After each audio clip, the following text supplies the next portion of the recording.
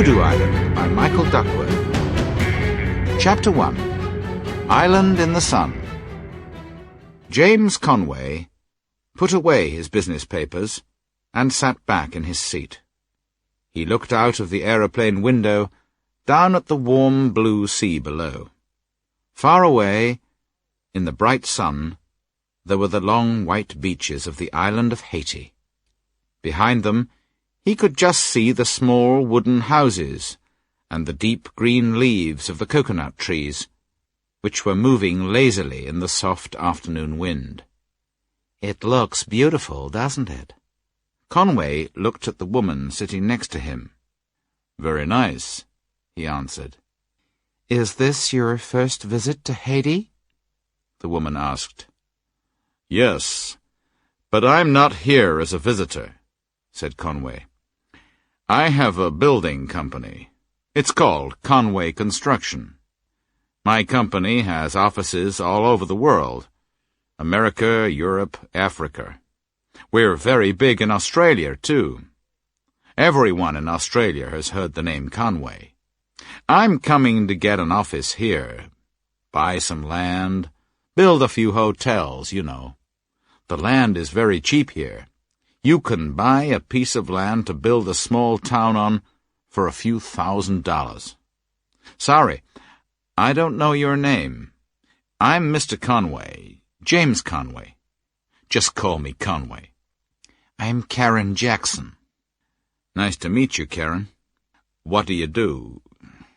Have you got a job, or are you married?" "I'm at Harvard University." "From the university? Are you a secretary there?" "No, I'm a doctor. I'm teaching medicine." "A doctor? That's interesting. What are you doing here in Haiti? Are you on holiday? I know you teachers get long holidays." Karen Jackson was beginning to dislike the man. "No," she said. "I'm going to work in the hospital at Port-au-Prince. And while I'm here, I'm going to do some work for my book." "Are you writing a book? What is it about?" "Voodoo." "Voodoo?" laughed Conway. "Are you telling me that someone is paying you to come here and write about voodoo? I know Haiti is not America, but voodoo? I thought people stopped believing in that years ago." "Oh, no," said Karen. "People still believe in it. You see, it works, and it can be very dangerous." "Surely you don't believe in voodoo, do you?" "Yes, I do. We don't really understand voodoo in America. Most people think it's magic. They think it can kill people." "That's right. I remember hearing about it. People who use voodoo get a picture of a person, or make a doll, don't they? Then they put pins or knives into it, and the person feels terrible pain." "Yes, that's right," Karen answered. "I have a photograph here in one of my books about voodoo. Look, there's one of the dolls. It's not a child's doll. It's made from coconuts. You see, the face is a coconut, and someone has drawn eyes, a nose, and a mouth on it. And look, there's a pin in the doll's stomach. A few days later, the man came to hospital because his stomach hurt. He knew that someone was using voodoo against him. The pain was terrible, but the doctors couldn't find anything wrong with him. In the end, he died." Conway was surprised. "So you think that was magic because there was no reason for it?" he said. "But you're a doctor, aren't you? You don't believe in magic, do you?" "Voodoo is more than magic. I don't believe in magic, but I know that voodoo can be very dangerous. I want to understand how it works. Here in Haiti, there are still a few people who know how to use voodoo. They are called hoongans. There are still a few hoongans in the villages in the country, and that's why I'm here. I want to meet some of them and talk to them. Of course they aren't all bad people. They can use voodoo to help people, like doctors. But they can use it to hurt people, too. But we're living in the modern world. Yes, but the people here are very sure that voodoo is real. Teachers, business people, doctors, everyone believes in it. Or they are afraid of it. And perhaps that's why it works. After all, if you believe you are ill, you can be ill. And if you really think you're getting better, you can get better. If you think that someone is trying to kill you, then you can die, because you are so afraid. Well, that's a good story, laughed Conway. If I need some voodoo, I'll come and see you. Okay, said Karen. Excuse me for a minute. She got up and walked to the back of the plane. She was bored and angry with Conway, because he thought he understood everything, and he never listened to other people. Chapter 2. The Book of Baron Samedi. While she was away, Conway looked at the open book on her seat. There was a picture on the page which showed a black man with open eyes and bright white teeth. He was laughing, but he looked frightening and dangerous. Conway read the words below the picture. Baron Samedi, the strongest and most dangerous of all the voodoo hoongans. No one knows who Baron Samedi is, but they believe he is both dead and alive. He lives in 2 different worlds. Many people are so frightened of him that they are afraid to say his name. Conway looked at the picture. Baron Samedi, he laughed. How can these people be so stupid? Still, it will be easy to make money if they think like children. A few minutes later, Karen came back. She picked up the book and put it in her bag. As she was sitting down, the lights in the aeroplane came on. We are going to arrive at Port-au-Prince Airport in a few minutes. Please stay in your seats and put out your cigarettes. The time in Haiti is 3:15. It is a warm day, and it is 30 degrees centigrade. We hope you have enjoyed flying with Air Haiti, and we hope that you will fly with us again. Thank you. Down below them, in the village of Bussy, not far from Port-au-Prince, Key was in his small wooden house among the trees. Outside, a few brown chickens were trying to find something to eat in the garden. There was not much rain in the summer, and the ground was dry and dusty. The old man Key was sitting by the window in the front room. Suddenly, he felt that something was wrong. In the garden, the wind blew harder, and the dust from the dry ground flew into the air. He stood up, went to the window, and looked out. I can feel danger, he thought. Someone bad is coming. He looked out into the trees, but he couldn't see anything.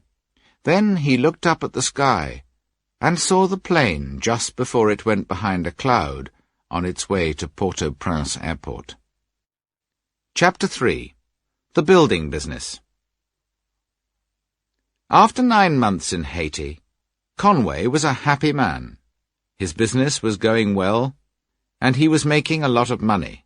He had a large office in Port-au-Prince, a big house, and hundreds of people were working for him.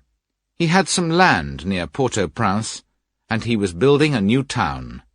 There were already hundreds of new houses, and many people knew the name Conway Construction. But Conway had a problem, and he wanted to see a business friend, Jacques Remy.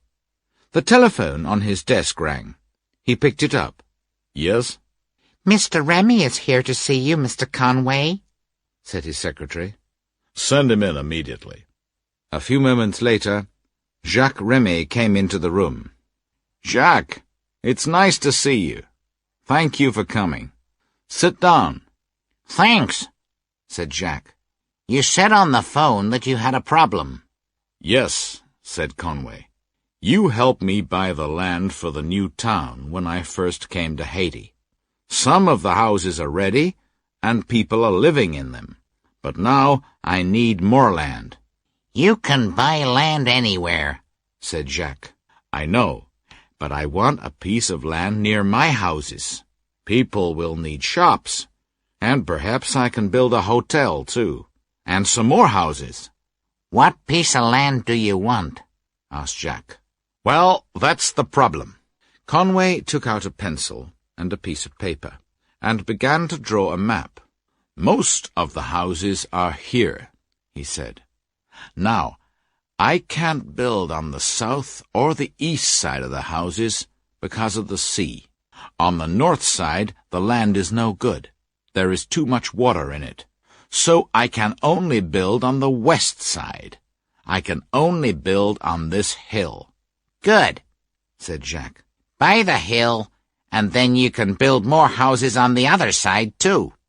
I want to, said Conway, but there's a problem.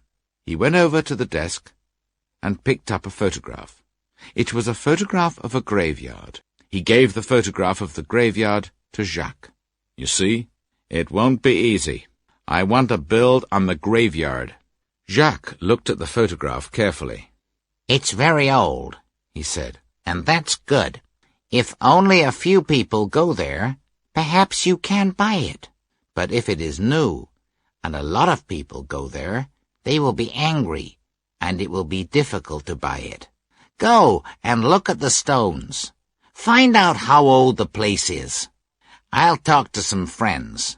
Perhaps they can help. Thank you very much, Jack. I won't forget this. It's nothing, said Jacques. Tell me how old the stones are, and I'll ring you again in a few days. Chapter 4. The Voodoo Man. A big lorry drove past Key's house. It was going very fast, and it made a lot of noise. Before Conway built the new town, Key's village was a quiet place. There were only a few small cars. Now big lorries went past every 5 minutes, carrying things for the new buildings. Key was a very unhappy old man. He was sitting in his small house, looking out into the garden. Another big lorry went past the window. He heard the sound of a car coming down the road. The car stopped near the house, and a woman got out. She was young and well-dressed. She walked up to the gate at the end of Key's garden and waited. Key saw her, and went out of the house, down the wooden steps, and into the garden. "Hello," she said, looking at the old man. "Can I come in?" "Yes, of course," answered Key. "What can I do for you?" The woman opened the gate and came up to Key. "My name is Karen Jackson," she said. "Dr. Jackson. I'm an American. I'm working at the big hospital in Port-au-Prince, and I'm doing some work for my book." "I see," said Key. "But why do you want to talk to me?" "I'm writing a book about voodoo," she said. "Everyone here talks about you. They all say you are the best Houngan in Haiti. They say you are a very strong and good Houngan, and that you always help people." Key smiled. "I try to help good people," he said. "Come into the house, Dr. Jackson. Let me get you a drink, and we can talk." Key and Karen went into the house and began to talk. Karen told him about her life and her work, and why she was in Haiti. Key told her about his life, and talked for a long time about the old Haiti and the people he remembered. "Everything is changing," he said. "When I was a young man, we lived with our families. We worked in the coffee fields. We helped each other. Friends were more important than money. People were good and kind. But everything is different now. Business people come from America and Europe and start banks and big companies. All the young men go to Port-au-Prince. They leave their villages and their families. They think about money all the time. They don't think about people." "Yes, I know," said Karen. "It's happening in America, too. But you can always find good people if you look for them." I know, said Key, smiling. You don't have to go back yet, do you? No, not yet. Why? There's something that I want to show you. It's a hill outside the village. I often go there when I'm unhappy, or when I want to think. It's a graveyard, but it's very beautiful there, when the warm wind blows the leaves of the coconut trees. Chapter 5. The Graveyard. They left his house, and began to walk along the road to the hill. When they arrived, they walked slowly through the graveyard. At the top of the hill, they looked down at the fields below. They could see a lot of lorries, and a lot of men were working there, building the new town. Already there were hundreds and hundreds of new houses in the field. The village is changing very fast, he said. Soon there are going to be thousands and thousands of new houses. What will happen to our village then? Once it was a quiet place, and the people were friendly. But soon there will be a lot of new people, and busy, noisy roads. I don't want to live in a place like that. Can't you do anything? Can't you stop them? Asked Karen. Me? No. What can I do? Nothing. I'm an old man, and nobody listens to me. They walked on through the graveyard, and Key said, My grandfather is here in this graveyard. He was my mother's father. I remember the day when he died. I cried for a long time when I saw that big dark hole in the ground. And we put his body in the grave. It was raining. I was 12 years old. My mother and father were with me, and they were crying too. I'm sorry, said Karen. Oh, it was a long time ago, said Key. But my grandfather's grave was the last on this hill. After he died, they made a new graveyard on the other side of the village. That's why nobody comes here now. Nobody remembers the old people here. But you do? Oh, yes. I could never forget my grandfather. He taught me about voodoo, about the spirit of the rain, and the spirit of the wind. You see, nothing is really dead.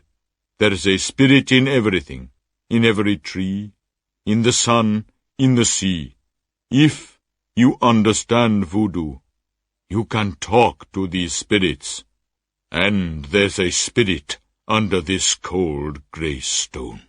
Key showed her the stone on his grandfather's grave, and Karen read the words slowly. Tim Atty, born 1845, died 1906. Key looked at Karen and said quietly, Some people say he was the strongest Hoongan of all, the Hoongan we call Baron Samdi. Baron Samdi? Cried Karen. Your grandfather? Suddenly she felt afraid when she heard the terrible name. She looked at the old man. I see you know more about voodoo than I thought, he said. But don't be afraid of me. I'm just an old man who doesn't like the new world. He smiled at Karen again. They stayed on the hill and talked for a long time. Then Karen looked at her watch and said, What? Is that the time? I'm sorry, Key, but I must go now. I have to be at the hospital at 4 o'clock. Key got up. Don't worry, said Karen. I can find the car. It's not far. Please stay if you want to. Are you sure? Yes, I know how to get back. Well, then, I think I'll stay a little longer. It was very nice to talk to you. Thank you for talking to me, too. I've learned a lot today. I hope we'll meet again. I hope so, too. Goodbye. Key watched Karen as she walked down the hill, and then he saw 2 men. They were young, and they were carrying lots of papers. They walked around the graveyard for a short time, looking at the graves, and then at the papers. Key went over to them. "Good afternoon," he said. "Good afternoon," the men replied. "What are you doing here?" asked Key. "We work for Conway Construction," they said. "We're building some shops here." "And a big hotel," said the other man. Key was very surprised. "What?" he said. "You can't do that here. This is a graveyard. You can't build houses and shops in a graveyard. It's a very important place." The two men laughed at him. "Don't be stupid, old man," they said. "This graveyard is very old. Nobody comes here now. The people in this graveyard died 100 years ago." Key was angry. "Don't talk to me like that," he said. "My grandfather's grave is here. You're not going to build shops and houses on this land." One of the men said, "Yes, we are. This is Mr. Conway's land. He bought it a few days ago. He's going to build shops here, and we're going to help him." "No," said Key. "That isn't true." "It is true," replied the man. "We're going to start next week. If you want to, you can go and see Mr. Conway. You can talk to him. He'll tell you it's true." "Where does he live?" asked Key. The men gave him a small piece of paper. He looked at it. The paper said, Conway Construction, 16 Rue de la République, Port-au-Prince. Key said, "Don't begin any work here. I want to see Conway first. I'll tell him that he can't build shops here." The two men laughed and said, "Okay, old man. We'll wait for you." Chapter 6. Conway has a visitor. The next morning, Key got on the bus. He bought a ticket to Port-au-Prince. During the journey, he looked out of the window. There were new houses and offices all along the road from his village to Port-au-Prince. When he arrived, he found a taxi and gave the driver the address. "Do you know how to get there?" asked Key. "Oh, yes," said the taxi driver. "Mr. Conway is a big man round here. Very important. Rich, too.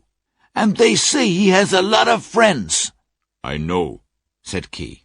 He sat back in the taxi as it drove away. After a long time, they arrived at the office of Conway Construction. Key paid the taxi driver and went in. Conway's secretary, Marie, was sitting at a desk. She looked at Key. "Good afternoon," she said. "Can I help you?" "Yes," said Key. "I want to talk to Mr. Conway." "What's your name?" the young woman asked. "Key," he replied. "Please sit down," Marie said. Then she picked up a telephone and talked to Conway. "There's a man here," she said. "He wants to talk to you." She waited for a moment, and then said, "Key, Mr. Key." "No, I don't know who he is. He's an old man." Marie put down the telephone and looked at Key. "Mr. Conway is waiting for you," she said. "Please go in." Key walked to Conway's door and went in. Conway smiled and said, "Good afternoon, Key. My name is Conway. Please sit down. Can I help you?" Key was surprised. Then he said, "Yes, Mr. Conway. My name is Key. I live in the village of Bussy." "Do you?" said Conway. "I know the village of Bussy well. It's very nice. We're building a new town there." "Yes, I know," said Key. "You're building some shops and a hotel there, too. But you must not build them on the graveyard. It is a very important place." Chapter 7. Conway's Hopes. Key looked at Conway. He said, "I am a Hungan, and I understand voodoo. I know you come from America, and you Americans do not believe in things like that. But I can do many things that you do not understand. I will help you if you are good to me." "You're very kind," said Conway, laughing at the old man. "But I really don't think your voodoo can give me all the things I want in life." "What do you want?" "I want a lot of things," said Conway. "Tell me." "I want to live in a big house." with lots of rooms. That will not be difficult, said the old man. Oh, but I want more than that. I hate housework. I want lots of people to clean the rooms and bring me food. I want to have a lot of money in the bank. Oh, and I don't want to work. I want a lot of things, you see. All right, said Key. You can have those things. That's very kind of you, said Conway, laughing.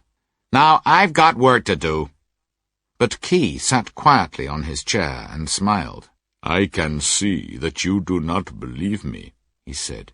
You think I'm just an old man who doesn't want to see new shops and houses. Just wait for a few days, and you will see. I'll give you everything that you want, but you must not build shops and hotels in the graveyard. Do you understand? Yes, of course I understand, said Conway. He was beginning to get angry.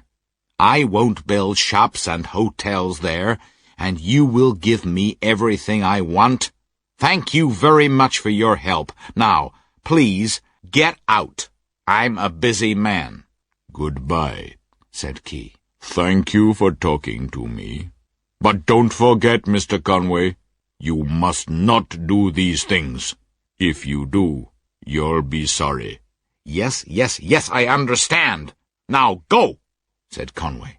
Key turned and went to the door. For a moment, as the old man was walking out of the door, Conway remembered the face in the book on the plane. Suddenly, he felt cold and afraid. When Key left the room, Conway picked up the telephone. He talked to Marie. He was very, very angry. "Marie," he shouted, "why did you send that man to my office? He's mad, coming in here talking about voodoo, telling me he's going to give me a lot of money. I don't want to see him again. Do you understand? If you make a mistake like that again, you'll lose your job." "I'm very sorry," said Marie. "Good. Now I want to talk to Pierre and Henri. Get them on the telephone for me." He put down the telephone and sat back in his chair. That man Key is mad, he thought. Then he started to laugh. He thinks he can give me everything I want, he thought. An old man from a village? The telephone rang again. Conway picked it up. "Pierre, Henri, listen," he said. "A few minutes ago, an old man came to my office. He doesn't want any shops or houses in the graveyard. It's possible he'll try to stop us. I don't know what he can do, but perhaps he'll go to the police. Perhaps he has important friends. So, you must start building the shops and the hotel today. Take away all the stones. Cut down all the trees. You must work fast. Do you understand?" Conway put down the telephone and thought, "The old man will be angry, but he isn't important. I'll finish building my town, and then I'll be a rich man." Chapter 8. The Spirit of the Wind and the Rain. For many weeks, Key did not go back to the graveyard. He thought, "I'm happy that I went to see Conway. He's a good man. He's not going to build shops and houses in the graveyard. The people in the graveyard are dead, but their spirits are not dead. The spirits will help him. The spirits will give him everything he wants. The spirit of the wind will bring him good luck, and the spirit of the rain will make him happy." But one afternoon, Key went back to the graveyard again. There were no trees. There were no stones. There were no graves. But there were a lot of men in the graveyard. They were from Conway Construction, and they were building the shops and the hotel. When Key saw what was happening, he became terribly angry. His face went white, and his hands began to shake. Key ran up to the men and said, "What's happening? Why are you building here in the graveyard?" The men laughed at him and said, "Go away, old man. This isn't a graveyard anymore. We're building shops for the new town. Go back to your village and be quiet." Night came, and the village was very quiet. Key was alone outside his house. In the garden there was a small fire, and the yellow and orange flames danced in the dark, throwing strange black shapes across the ground. Key took a stick and drew a circle in the ground. He walked round and round the circle, singing a strange song. A long way away, he could hear the sound of some dogs howling at the night sky. Key began to talk very quietly. He said, "Spirit of the wind, spirit of the rain, listen to me and help. His name is Conway. I saw him a few weeks ago. He said some things to me, but they were not true. Conway is building the shops and hotels in the graveyard. When I saw him, I said, 'I will give you everything you want.' Now I need your help, because the things I say are always true. I do not want to give him everything he wants, but I must. That is the law of the Hungan. But something bad must happen to him too. Spirit of the wind, spirit of the rain, help me, help me." When Key finished, a cold wind began to blow. It blew through the village, and then the trees began to move in the wind. There were clouds in the sky, and it began to rain. Soon the wind and the rain came to Port-au-Prince. Conway was getting ready to go to bed. Then the wind began to blow, and he began to feel cold and afraid. He looked out of the window. It was very dark, and there were a lot of clouds in the sky. He picked up his clock and put it by his bed because he had to wake up at 7 o'clock. Then he turned off the light. Just before he went to sleep, he could hear the wind and the rain in the garden, and he thought for a moment that he could see the face of an old man at the window. He did not sleep well that night. All night he had bad dreams, terrible dreams. In his dreams he saw Key's grandfather and all the other spirits from the graveyard. He was very frightened of the spirits, and they ran after him in his dreams. He saw their white faces and felt their cold hands. He could hear strange music coming from behind dark trees, and could hear people screaming and laughing and shouting out his name. Ring! It was 7 o'clock. Conway looked at his clock and got out of bed. He brushed his teeth. He was very tired after his bad night, but he washed his face with cold water, and he began to feel much better. He soon forgot about his dreams of Key in the graveyard.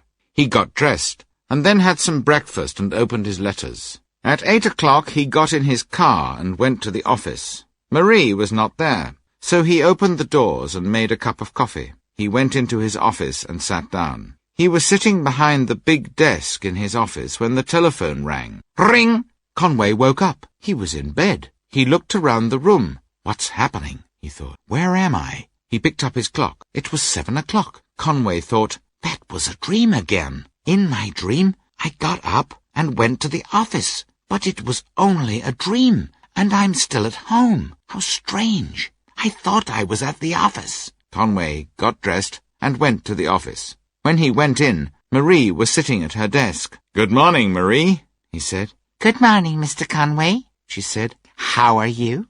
"I'm fine," he said, "but I had a strange dream last night. In my dream, I woke up and came to the office. Then I woke up and I was at home." Well, she said. You're here now. This time you're not dreaming. Conway went into his office and started to work. There was a knock on the door. "Come in," said Conway. An old man came into the office. He looked at Conway and started laughing. "Hello, Conway," said the old man. "Do you know my name?" Conway looked at the old man and felt afraid. He knew the face, but where was it from? Whose face was it? Was it from the dream? Or was it from a picture in a book? Was it the face from Karen Jackson's book? "I am Key's grandfather," the old man said. And then he began to laugh and scream like a man who was mad. Suddenly the telephone rang. Ring! Conway woke up. He looked round the room. He was in bed.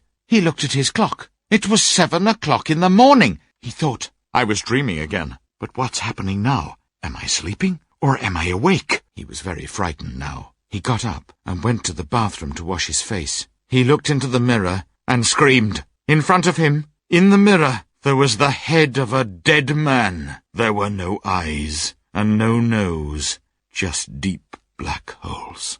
A long, thin red snake was moving slowly in and out of the holes. The snake looked at him with its two small, cold eyes, and moved through the open mouth and went round and round the neck and stopped. Then suddenly the head came alive. It had bright white teeth. There were fires in the eyes, and it began to laugh and scream. Then Conway remembered the face.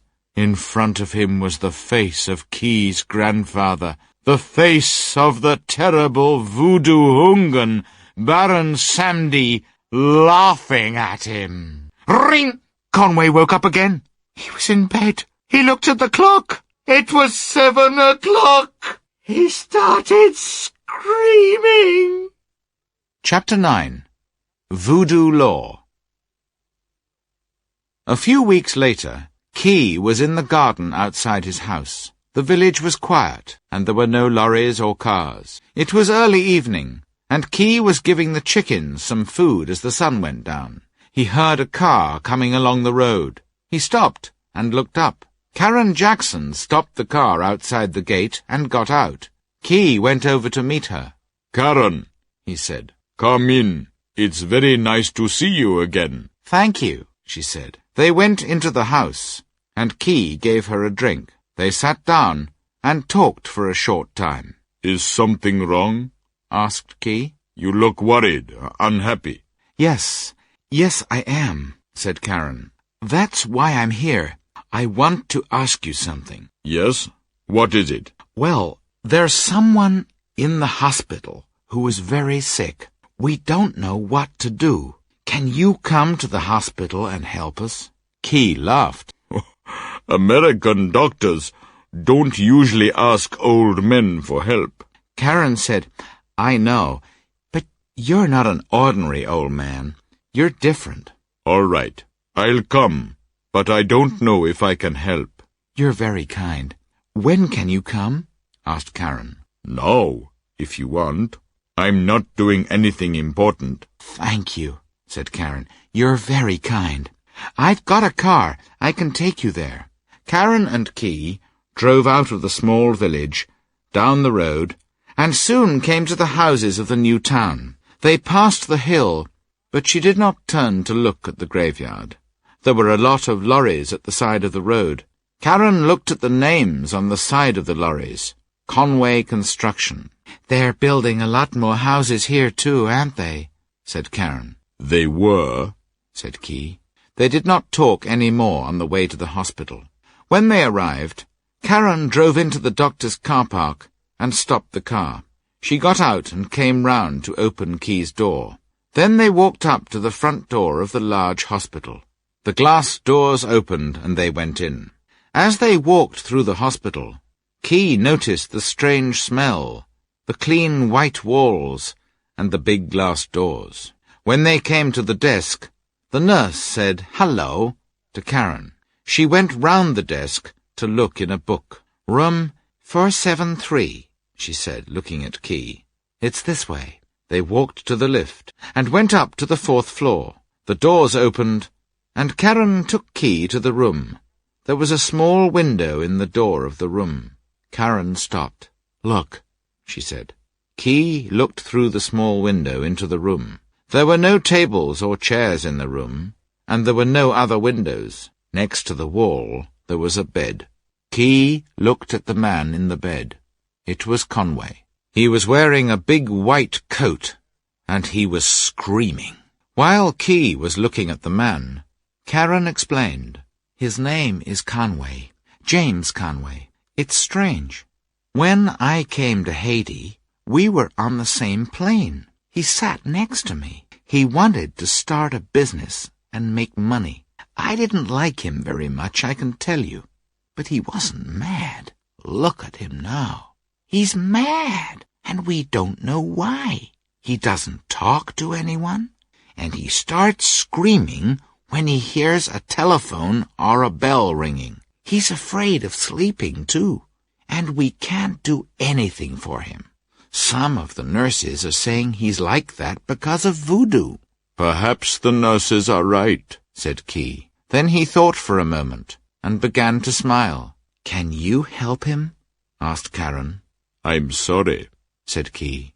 I'm not a doctor, but perhaps he's happy here.